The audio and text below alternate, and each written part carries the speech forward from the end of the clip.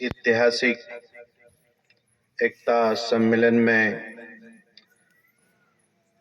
बंधुओं, भगिनियों, मेरी बेटियों, बहनों, माताओं, पिताओं और हमारे आदरणीय माननीय गुरु भगवान बाबा साहब और इस सुंदर गांव फार चांगले गांवचे सरपंच साहेब, दिल की गहराई से, हृदय की गहराई से आप सबका अभिनंदन है, आप सबका स्वागत है, आप सबका बहुत बहुत दिल की गहराई से स्वागत है।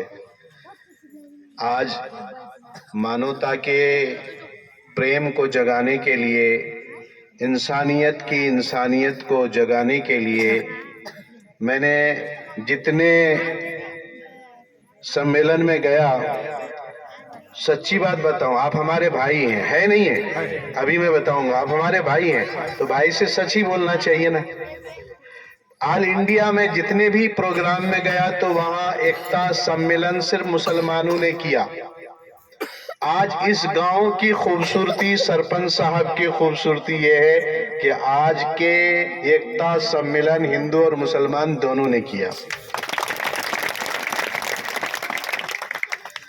ये चांगले गोष्ठी, ये सबसे बेहतरीन आपके अखलाक, हमारे माता बहनों के अखलाक, आपके सोच के अखलाक, आपके हृदय की दाद में देना चाहता हूं। इसलिए मैं चंद बातें अपने भाई बंधु समझकर, जो सही इंसानियत है, जो असल धर्म और दीन का कंसेप्ट है, मैं वो आज आपके सामने रखना चाहता हूं।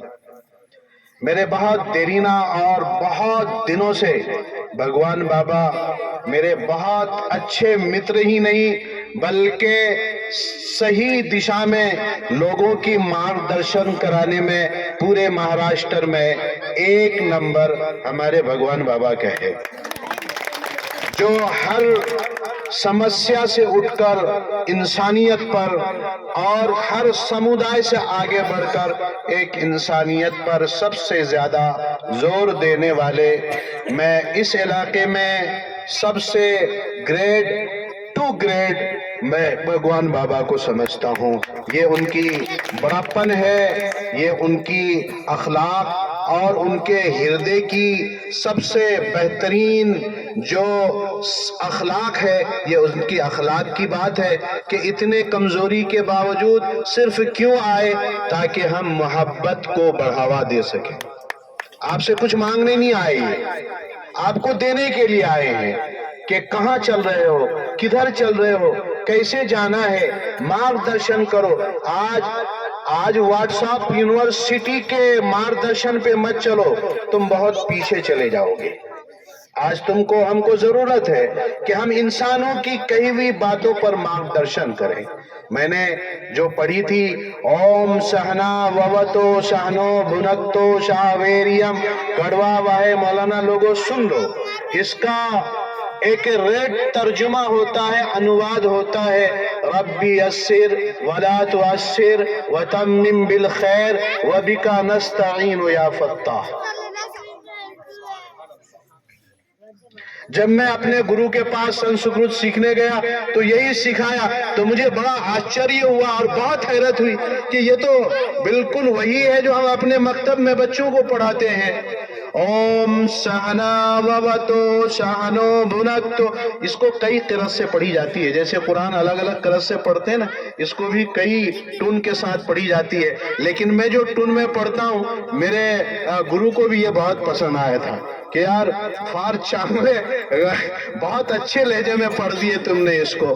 तो इसके अनुवाद ही यही है कि मानो हे इंसानों, ज्ञान को, इल्म को अपने अंदर सीखो तो दुनिया और धन दौलत कमाने के लिए नहीं। यहाँ जो मेरी छोटी छोटी बच्चियां हैं ना, जो आजकल 10वीं में 12वीं में शिक्षा पा रही हैं, वो ध्यान से सुनो। आज इन टीवी और इन व्हाट्सएप और सोशल मीडिया पे मत जाओ कि तुम पढ़ोगे तो तुम्हारे घर धन दौलत आ जाएगा और तुम बहुत मालदार बन जाओगी और तुम्हारे हाथ में गाड़ियां होंगी और मारुति की चाबी होंगी, तुमको अच्छे जॉब मिल जाएगा। इट इज रॉन्ग, ये रॉन्ग है। महाराज साहब बैठे हैं, आज से 20 साल पहले जब माँ बाप अपने बच्चों को शिक्षा देते थे तो क्या कहते थे? अच्छा इंसान बनो। शिक्षा क्यों पढ़ो? ताकि एक अच्छा इंसान बनो। शिक्षा क्यों पढ़ो, ज्ञान क्यों हासिल करो? ताकि तुम अपने समाज में एक ग्रेट इंसान बन सको, ताकि तुम अपने समाज को आगे ले जा सको। धन दौलत के लिए नहीं, वरना अगर शिक्षा से धन दौलत होते तो दुनिया में सबसे ज्यादा मालदार पढ़े लिखे लोग होते। लेकिन आज आप समझ जाएं कि दुनिया में दौलत जितने लोगों के पास है, कोई 10वीं फेल है, कोई 12वीं फेल है। नहीं, सही कह रहा हूं। आप देखें, 10वीं फेल है, 12वीं फेल है। मेरे एक दोस्त है, बहुत क्लोजली फ्रेंड है, पूना में है, और उनका एलटीडी कंपनी से बिल्कुल मुआहदा है, हवाई जहाज के पार्ट्स बनते हैं। मैंने कहा कि भाई आप कितने पढ़े हुए हैं? कहा मैं 9वीं फेल हूं। कहा 9वीं फेल हूं। मैंने कहा फिर? कहा 150 सॉफ्टवेयर इंजीनियर डे नाइट मेरे हाथ के नीचे काम करते हैं। तो बच्चियों, मैं तुमसे कहना यह चाहता हूं कि दौलत भाग्य से मिलता है, तालीम से नहीं मिलती है। भाग्य समझते हैं, मुकद्दर से दौलत मिलती है। तालीम से तो आदमी अच्छा बनता है, हाँ, तालीम से एक ग्रेट इंसान बनता है, दौलतमंद नहीं बनता है। इसी को भागवत गीता ने भी बहुत अच्छी तरह से इंसानों को समझाया है कि मानो तुम दौलत